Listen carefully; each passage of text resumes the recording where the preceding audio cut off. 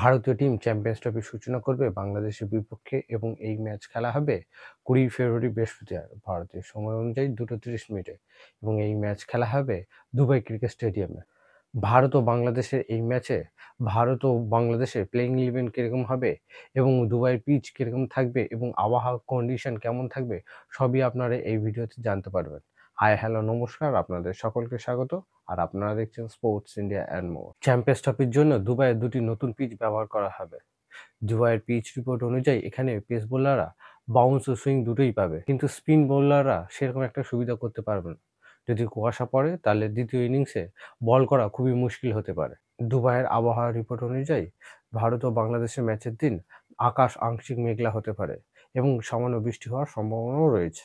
ভারত বাংলাদেশের ম্যাচের আগে দুই দলই তাদের প্র্যাকটিস শুরু করে দিয়েছে এবং এই প্র্যাকটিস চলাকালীন আগে দুই দলেরই কোনো প্লেয়ারের চোট আঘাতের খবর এই মুহূর্তে নেই।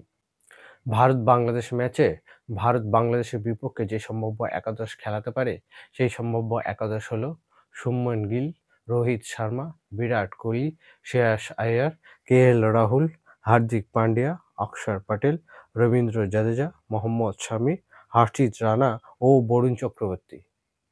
এই হচ্ছে বাংলাদেশের বিপক্ষে ভারতের সম্ভাব্য একাদশ।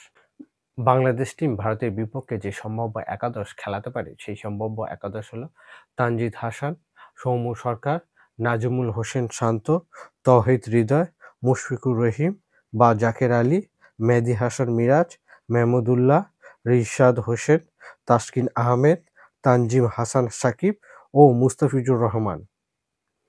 এই হলো বাংলাদেশের সম্ভাব্য একাদশ।